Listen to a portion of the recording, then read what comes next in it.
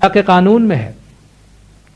तो अगर इंसान, इसमें क्या है कि मसाइल मुश्किलात तो हर एक पे आती है, फर्क पड़ता है कि हमारा अप्रोच क्या है। अगर हम मसाइल और मुश्किलात को बजाय जुल्म के चैलेंज समझे, इसको बजाय जुल्म के चैलेंज समझे, तो वो हमारे लिए फायदामंद है। अगर हम जुल्म समझेंगे तो हम शिकवा शिकायत करते और दरखास्तें लिखते हुए बैठे रहेंगे, वो हमारे पे बड़ा जुल्म हो रहा है, हम पे बहुत जुल्म हो रहा है, हम पे बहुत जुल्म हो रहा है, आप इसका हल करें। लेकिन अगर हम कहें कि ठीक है अभी हल नहीं होता, एक चैलेंज है, हम इससे बालातर प्रवास करके इसमें से बाहर निकले। तो जब चैलेंज होता है, मतलब इम्तिहान है। इम्तिहान क्या है? कोई जुल्म है बच्चों पे, तलबा पे, या चैलेंज है कि उसे अगले मरहले में जाने के लिए एक मरहला गुजारना पड़ता है। और चैलेंज से बच के निकलना, जिस तरह पिछले दिनों हम बात कर रहे थे, परेशानी, तकालीफ, मसाइल, रुकावटें, ये सब जो है वो कांटे हैं। आपको फूल लेने जाना है तो आसपास कांटे तो हैं, कांटे लग भी जाएंगे। कांटे में से गुजरना है तो बेहतर तरीका यह है कि कांटे से दामन बचाते हुए निकले। अगर आप दरखास्तें लिखते रहेंगे कि भाई ये बागों में से कांटे हटाएं, हमें फूल चाहिए, तो कोई भी मालिक कांटे हटा नहीं सकेगा वहां, क्योंकि बोला ये सब साथ में ही चलते हैं। तो अगर हम कोई ऐसा मुआशरा चाहते हैं कि जहां हम बिला किसी रुकावट के काम कर सकें, तो उस काम में क्या लुत्फ है आप बताइए। कोई ऐसा काम जिसमें कोई रुकावट नहीं है, कोई चैलेंज नहीं है, कोई पूछने वाला नहीं, कुछ भी नहीं है, तो उस काम में कोई लुत्फ है? स्पोर्ट्स तो वो है कि जहां अकेले अकेले आप खेल रहे हैं, तो कौन सा स्पोर्ट्स हो रहा है आपका? एक भी तो सामने हो जो आपके साथ खेले और आपको चैलेंज करे। जब आपको चैलेंज करता है तो अपनी इस्तेदाद सामने आती है कि कितनी हमारे अंदर है, और फिर अपने आप को इंप्रूव करने की जरूरत पेश आती है। वरना हर आदमी अपनी जगह पहलवान है, पता तब चलेगा जब दूसरा आदमी उसके मुकाबले में आके खड़ा रहे कि दोनों में कौन पहलवान है। तो मुश्किलात, मसाइब को अगर इंसान इस निगाह से देखे कि ये हमारे लिए एक चैलेंज है और इससे हमें फायदा ही होना है, कोई नुकसान नहीं होना है, क्योंकि बिल आखिर ये हमारी शख्सियत को बिल्ड करेगा। हम कितनी भी बड़ी मुश्किल से गुजरे, एक न एक दिन उससे बाहर निकल जाते हैं। लेकिन जब हम बाहर निकल आते हैं तो हम पहले से कहीं ज्यादा ताकतवर होकर बाहर निकलते हैं। हमारी शख्सियत में निखार आ चुका होता है, हमारे बुर्दबारी में इजाफा हुआ होता है, और हम उससे बड़े मुश्किलात का मुकाबला करने के लिए तैयार होकर बाहर निकलते हैं। तो मुश्किलात और तकालीफ अपनी जगह पर खुदा की नेमत की तरह है। गाड़ी से उसने एक मिसाल दी है, जिंदगी का उसूल इसका नाम दिया उन्होंने, कि गाड़ी जो बनाई गई है, मोटर कार, उसका जो एक मकसद है या वाहिद मकसद है, वो ये है कि इंसान तेज रफ्तारी के साथ चल सके, जहां उसे जाना हो तेजी से जाए, अपनी जिंदगी की रफ्तार को तेज तर कर सके। लेकिन उसने कहा कि आप कितनी भी तेज रफ्तारी से गाड़ी चलाएं, लेकिन आप जानते हैं गाड़ी में एक खूबी ये होती है कि बवक्त जरूरत उसे आप दाएं बाएं मोड़ सकते हैं, और उससे भी ज्यादा जरूरत पर आप उसे रोक सकते हैं। अगर वो न रुकने वाली गाड़ी हो तो फिर फायदे की नहीं, नुकसान वाली चीज। कि गाड़ी तो बनाई आप कितनी भी तेज रफ्तारी से जाए, मगर उसमें ब्रेक है कि अगर खतरा है, कहीं आप खड्डे में गिर रहे हैं, सामने कोई आदमी आया है, तो आप रुक सकते हैं। इसने कहा जिंदगी का उसूल भी ऐसा ही है। इस तरह न चले जिंदगी में कि आपकी कोई ब्रेक ही ना हो, या आप दाएं बाएं मुड़ना भी न जानते। यानी जब हम अपना काम करते, अपने काम से आगे बढ़ते हैं, आगे निकलते हैं, तो हमें भी अपने काम को आगे बढ़ाने के लिए दाएं बाएं मुड़ने की जरूरत है। ठीक है, हमारे काम के दौरान हमने महसूस किया भाई ये काम मैं यूं करूंगा तो इसको नुकसान होगा, क्यों ना मैं थोड़ा घूम के निकल जाऊं, तो आपको इसको मनूवरिंग कहते हैं कि आप उसको दाएं बाएं ले जाएं। सबसे बढ़ के ये कि जब आपको ब्रेक मारने की जरूरत हो तब आप ब्रेक लगा सके, जहां आपको रुकने की जरूरत है वहां पर रुकें, क्योंकि उस वक्त रुकना सबके मफाद में है, सिर्फ भागना ही मफाद में नहीं है। जहां जरूरत पड़े आप रुक जाएं, रुकने के बाद मसला हल हो जाए तो फिर आप अपनी गाड़ी को आगे चलाएं। तो जिंदगी गुजारने का ये भी एक अहम उसूल है कि वक्त आने पर इंसान रुक जाए। तो आखिरी वाकया जो इसमें से मैं पेश करना चाहता हूँ, एक बहुत ही अच्छा और जिंदा वाकया है जो हमारे पास है। उसने लिखा है कि अमरीकी नौजवान डेविड वेलिस उसका नाम लिखा है, उसने इरादा किया कि वो एक माहाना डाइजेस्ट निकाले। अपने वालिद से उसने इब्तदाई सरमाए के तौर पर $300 मांगे, मगर वालिद ने यह कहकर इनकार कर दिया कि डेविड में इसे इस्तेमाल करने की सलाहियत नहीं है, वो उसे जाया कर देगा। बमुश्किल उसने अपने भाई से कुछ रकम हासिल की और जनवरी 1920 में नमूना का शुमारा छपा जो चंद सौ नुस्खे से ज्यादा न था। चंद सौ कॉपियां उसने उसकी शाया की।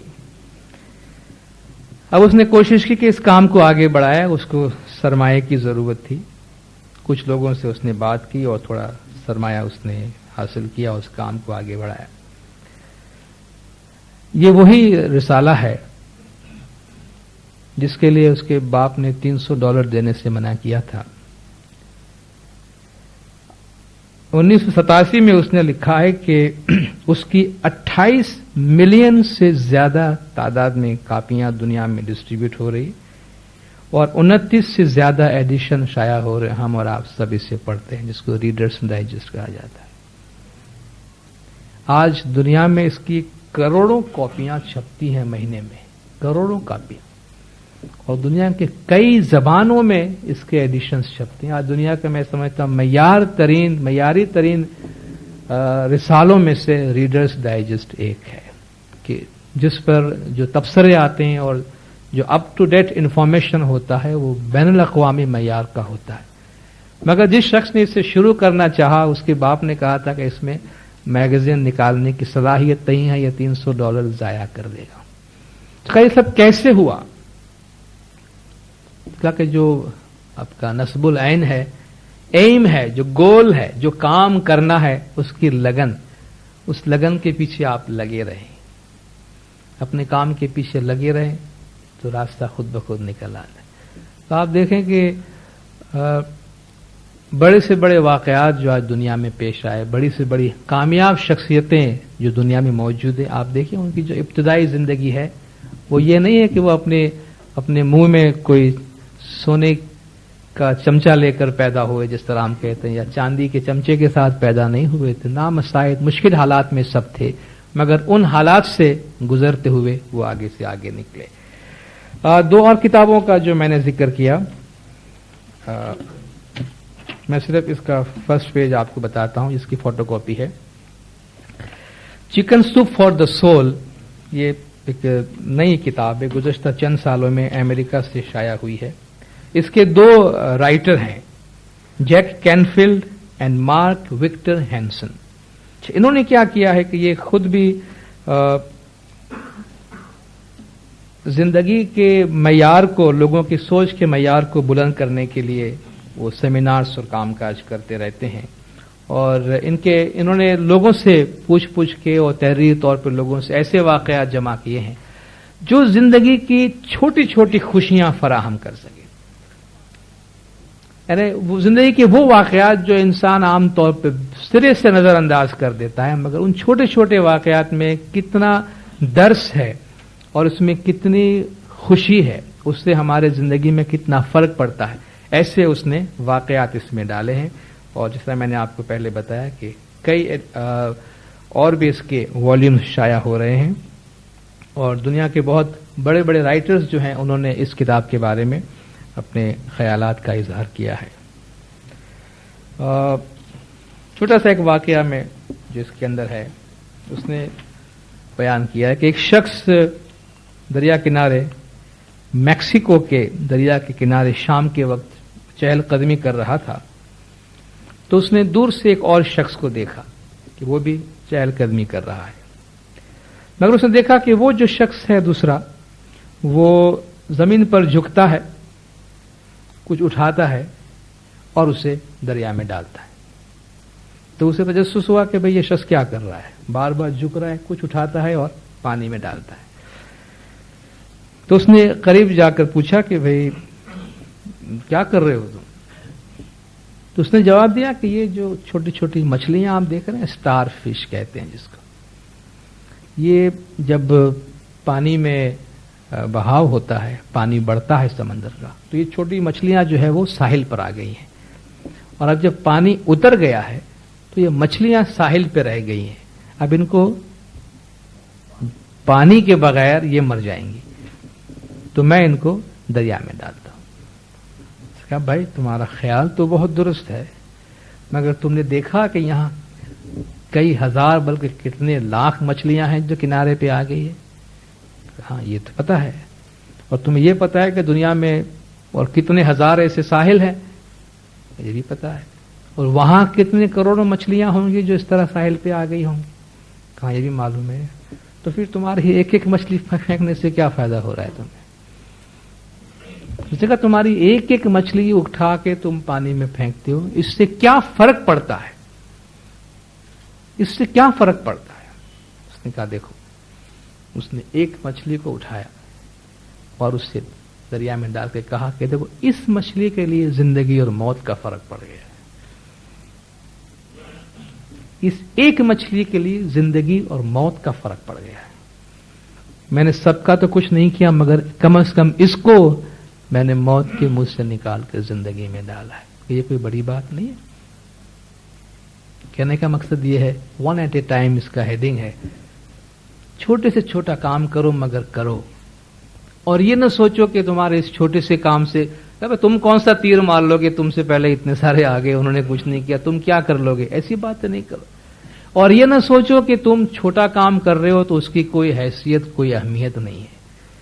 बाज़ औक़ात छोटे से छोटा काम होता है, छोटे से छोटा काम होता है, बहुत ही मासूम सा काम होता है, मगर उसमें जिंदगी और मौत का फर्क है। इसमें उसने एक मिसाल दी। दूसरी, एक शख्स अपने ऑफिस में बैठा हुआ था, और चूंकि ये अमेरिका ये किताबें जो है वो मगरबी माहौल में है। वहीदुर रहमान की किताबें जो है वो ज़्यादातर मशरकी माहौल के वाक़यात है, इनके वाक़यात मगरबी माहौल के हैं। तो वहां जिस किस्म की एक्टिविटीज होती उनके हवाले से बात की गई है। उसने एक वाक़या बयान किया कि कुछ लोग ऑफिस में बैठे हुए थे, तो आप देखो शहरी जिंदगी जब होती है और मादियत ज्यादा बढ़ जाती है तो ह्यूमन रिलेशन, जो इंसानी रिश्ता है, वो आहिस्ता आहिस्ता टूटने लगता है, और इंसान सिर्फ और सिर्फ पैसा और मादी चीजों के हवाले से सोचता है। सर हम भी अपने इदारे में बैठ के कभी सोचते हैं, हालांकि हम एक मजहबी इदारे में बैठे हैं, हम एक अखलाकी इदारे में बैठे हैं जहां हम जमात को मजहबी और अखलाकी दर्स दे रहे हैं, लेकिन शायद हम इस काम में इतने ज्यादा मसरूफ हो गए कि हम एक दूसरे को हेलो या मदद कहने का भी हमारे पास वक्त नहीं है। और अगर हम वो कहते भी हैं तो शायद वो भी हम रस्मी तौर पे कहते हैं। शायद हम इतने अपने काम में, अपनी चार दीवारी में इतने ज्यादा बंद होके रह गए, या अपने काम में इतने ज्यादा मसरूफ हो गए कि खुद हमारे अपने इस इदारे के अंदर किसी दूसरे के क्या मसाइल है शायद उससे हम आगाह नहीं है। कौन बीमार है या किसके घर में क्या मसला है या किसको क्या तकलीफ है, शायद अब हम उसको अहमियत भी नहीं देते। शायद 10 साल पहले या 15 साल पहले ऐसा नहीं था, मगर आज, और ये शायद और भी बुरा हो जाए, क्योंकि शहर की जिंदगी, मादी जिंदगी ऐसी होती, और इससे हम एक बहुत बड़ी खुशी जो है अपनी जिंदगी की, उससे हम महरूम रहे थे। या आप अगर 2 मिनट बैठकर किसी से खाली उसका हाल अहवाल पूछ लें तो आप महसूस करेंगे कितना फर्क पड़ता है। तो ये चंद अफराद ऑफिस में बैठे थे, उन्होंने महसूस किया कि क्यों ना हम कोई ऐसा तरीका निकालें, ये जो हम खींचे खींचे रहते हैं एक दूसरे से और बस डॉलर और पैसे के अलावा किसी बात ही नहीं करते हैं और टाइम की कीमत लेते हैं, कहाँ हम जरा इंसानी रिश्तों को उजागर करें। ह्यूमन वैल्यूज, इंसान का इंसान से जो रिश्ता है उसमें क्या खुशियां मिलती है। तो उन्होंने डिसाइड किया कि हम में से हर एक जो है वो अपने किसी भी 3 साथी को ऑनर करे। अपने किसी भी 3 साथी को जाकर उन्होंने एक ब्लू रिबन बनाए कि आप जाकर अपने किसी भी साथी को वो ब्लू रिबन लगाकर कहें कि भाई मैं तुम्हारे काम से बहुत खुश हूं, या तुम बहुत नेक आदमी हो, मैं तुमसे बहुत मुतासिर हुआ हूं और मैं तुम्हारी बड़ी कदर करता हूं। दिल से जाकर अपने किसी भी साथी से कोई अच्छी बात कहो, और फिर उनसे ये कहो कि वो इस काम को 3 और अफराद तक पहुंचाए।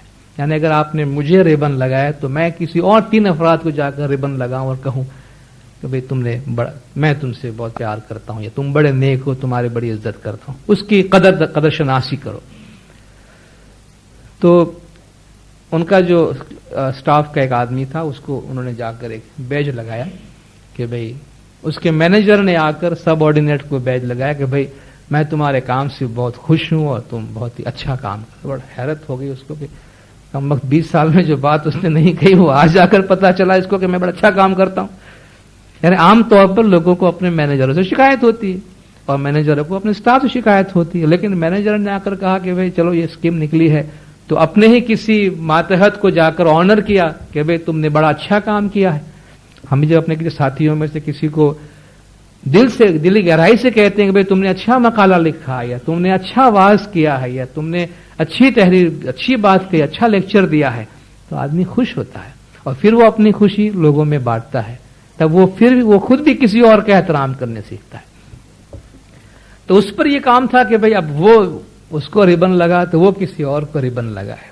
تو سوچتا رہا کہ میں کسے آنر کروں، اور یہ واقعہ سچ ہے بالکل. جب وہ گھر جا رہا تھا گاڑی میں بیٹھ کے سوچ رہا تھا کہ میں کسے آنر کروں، میں کس کو جا کر کہوں کہ میں تمہاری قدر کرتا ہوں. تو گاڑی میں بیٹھے ہوئے خیال آیا کہ کیوں نہ میں اپنے بیٹے کو آنر کروں. اس کا ٹین ایجر لڑکا تھا، تو اس نے سوچا کہ آج میں اپنے بیٹے کو جا کے آنر کروں. تو گھر گیا، اپنے بیٹے کو بلایا کہ بیٹا میں اپنے آفس میں کام میں اتنا مصروف ہوں کہ میں تجھ سے بات بھی نہیں کرتا. اور شہری زندگی میں تو آپ جانتے ہیں ایسا ہی ہوتا ہے کہ باپ گھر آتا ہے تو بچے سو جاتے ہیں، اور بچے اٹھتے تو باپ جا چکا ہوتا ہے، یا باپ اٹھتا ہے تو بچے اسکول جا چکے ہوتے ہیں.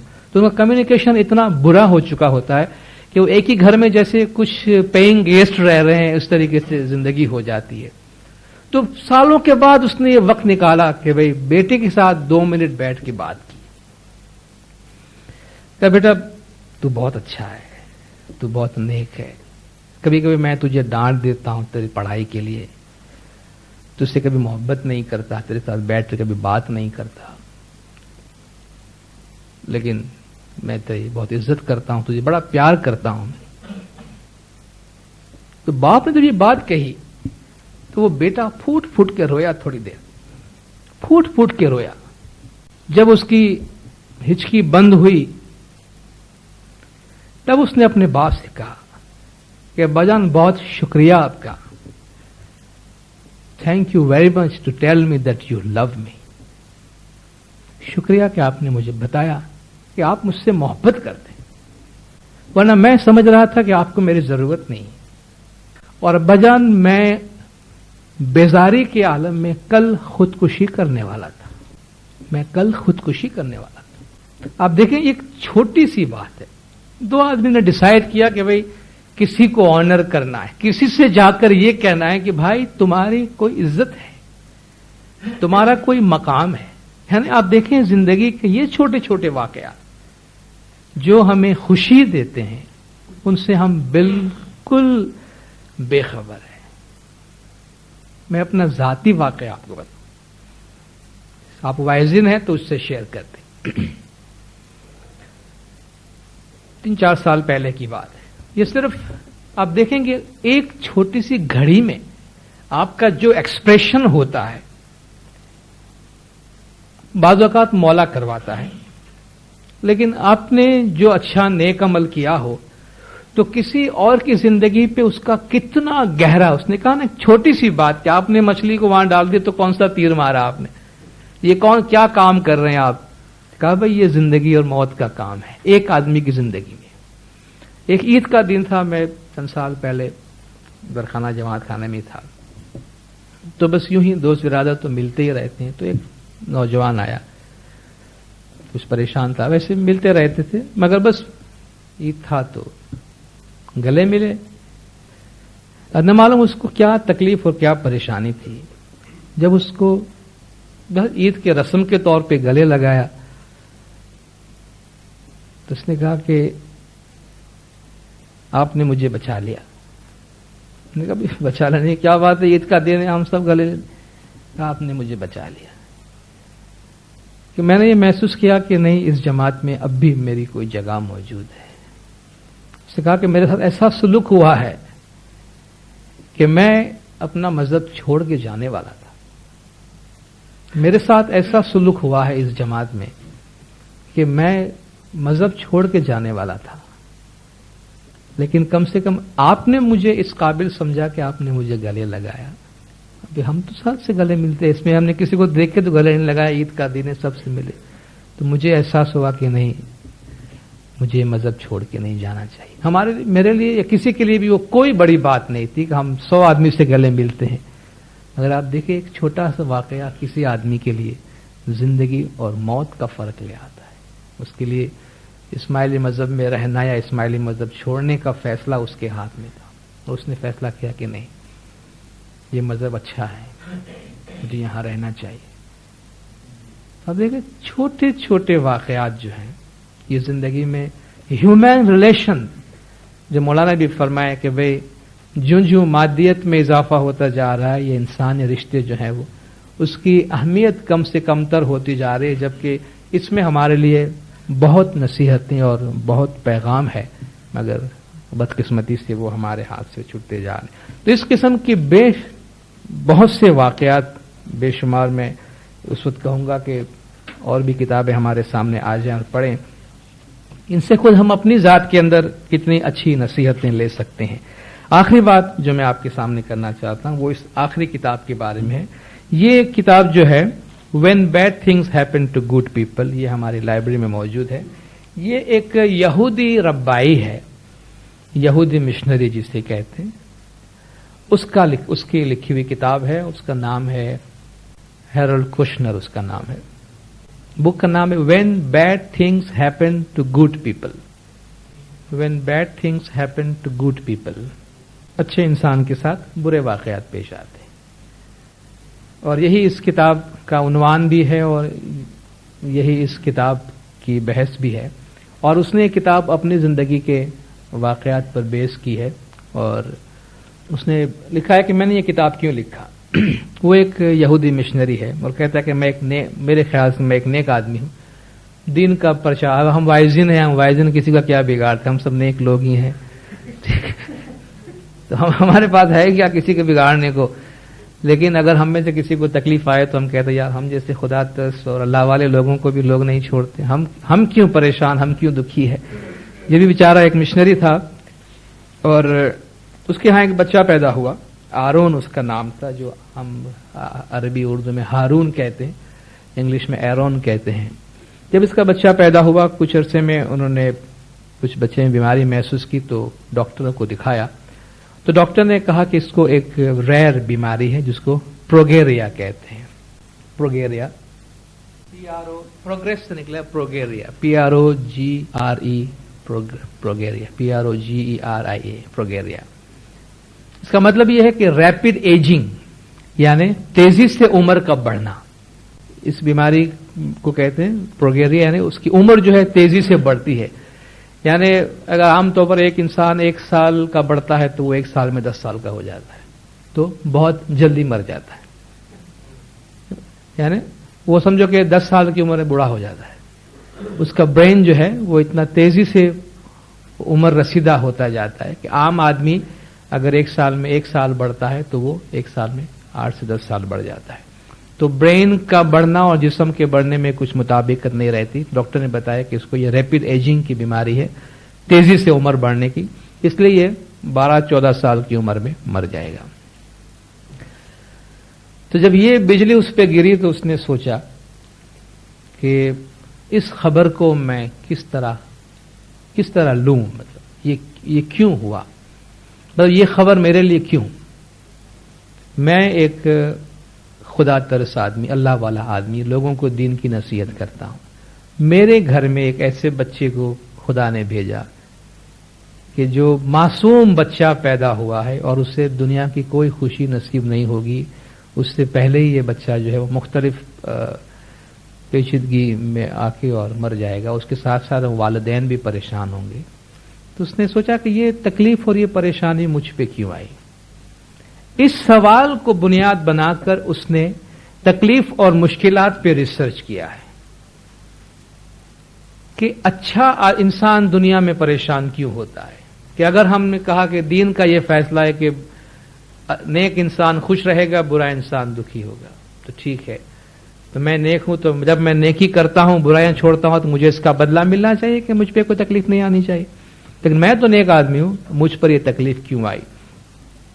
تو اس سوال کو اس نے بیس بنا کر یہ کتاب لکھنا شروع کی، اور اس نے مختلف لوگوں سے ملاقات کی اور مختلف کتابیں پڑھی جس میں یہ انسان کی تکالیف اور پریشانیوں کی اس کے جواز کے بارے میں فلسفہ موجود تھا. تو چند جوابات جو اس کے سامنے آئے، اس نے کہا کہ اچھا انسان دنیا میں کیوں دکھی اور پریشان ہوتا ہے. تو چند جوابات اس کو یہ ملے کہ بھائی انسان کو اس کے عمل کا بدلہ ملتا ہے. کہا بھائی بعض لوگوں نے یہ کہا، یا بعض کتابیں یا مذہب یہ کہتا ہے، قرآن حدیث جو بھی آپ بولا، انسان کو اس کے عمل کا بدلہ ملتا ہے. ٹھیک ہے، برے انسان کو اس کا برا بدلہ ملتا ہے، اچھے کو اس کا اچھا بدلہ ملتا ہے. لیکن ہم نے یہ دنیا میں دیکھا ہے کہ بعض اوقات برے انسان خوش ہیں. ہم نے کہا ٹھیک ہے، وہ اندر سے دکھی ہے، چلو ٹھیک ہے، اندر کوئی دیکھنے نہیں گیا ہے. لیکن آپ اس کو جھٹلا نہیں سکتے ہیں کہ نیک انسان دنیا میں پریشان ہوتے ہیں.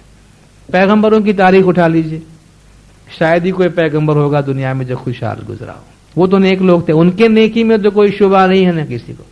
ائمہ کے نیک ہونے میں تو کوئی شبہ نہیں ہے. پھر ائمہ پہ اتنی مشکلات تکالیف کیوں گزری؟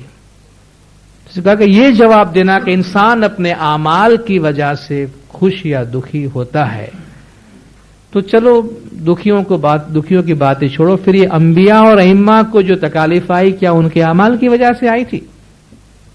تو یہاں بات اٹک جاتی ہے.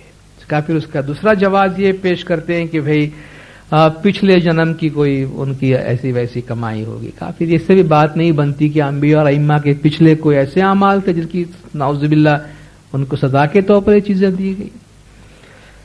نے کہا بھئی یہ ایک ٹیپسٹری کی طرح ہے. آپ دیکھیں دھاگوں سے تصویر بنائی جاتی ہے، مختلف رنگ کے دھاگے کاٹ کر تصویر بناتے. آپ اس کو سامنے سے دیکھیں تو خوبصورت تصویر دکھتی ہے، پیچھے سے آپ دیکھیں تو بڑا بھدا لگتا ہے، اس میں دھاگے یہاں وہاں کٹ. کہا دیکھو دنیا جو ہے نا وہ خدا کی ٹیپسٹری ہے. ہمیں دیکھنے میں چونکہ ہم پیچھے سے دیکھتے ہیں اس لیے ہمیں وہ بدنما نظر آتا ہے کہ یہاں انصاف نہیں ہے. آپ صحیح زاویے سے دیکھیں تو اس میں بڑی خوبصورتی ہے. کہا بھی انسان کے خون سے رنگ کر آپ ایک تصویر بناتے ہو تو اس تصویر کا کیا فائدہ ہے کہ جس میں آپ نے انسان کا خون ملایا ہوا ہے. پہلے آپ کسی کو اذیت دیتے ہو، پھر آپ تصویر بناتے ہو، تو اس تصویر کا کیا فائدہ؟ تیسری بات انہوں نے یہ کہی کہ بھئی انسان چونکہ تکلیف سے سیکھتا ہے، انسان کو تکلیف سے نصیحت حاصل ہوتی ہے، اس لیے اسے تکلیف دی جاتی ہے. چوتھی بات اس نے کہا کہ جس طرح والدین اپنے اولاد کو منظم کرتے ہیں، اس طرح قدرت جو ہے وہ انسان کو ڈسپلن میں لانے کے لیے ان کو